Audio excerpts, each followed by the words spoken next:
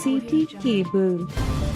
శనివారం అర్ధరాత్రి తాండూరు పట్టణంలోని బసవన్నకట్ట ప్రాంతంలో రామో టీ స్టాల్ పక్కన గల ఓ పాన్ షాప్ అగ్నికి దగ్ధమైంది. సంఘటనా స్థలానికి తాండూరు అగ్నిమాపక సిబ్బంది చేరుకొని మంటలను ఆపివేశారు. నిర్వాహకులు దండోతి చందు తెలిపిన వివరాల ప్రకారం సుమారు 3.5 లక్షల పైగా నష్టం జరిగిందని తెలిపారు. విషయం తెలుసుకున్న ఎమ్మెల్యే మనోహర్ రెడ్డి సోదరుడు బుయ్యని శ్రీనివాస్ రెడ్డి, బీదర్ రాజశేఖర్, అబ్దుల్ రహూఫ్ తదితరులు ఆర్థిక సహాయం చేశారు. వీరశైవ సమాజం ప్రధాన కార్యదర్శి లింగదల్లి రవి మాట్లాడుతూ వీరశైవ సమాజం తరపున కూడా ఆర్థిక సహాయం అందించనున్నట్లు తెలిపారు.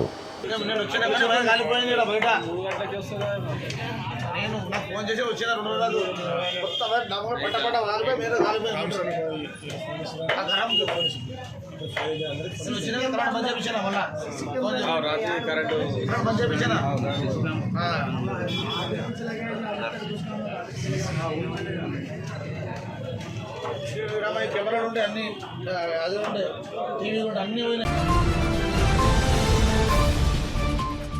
City cable.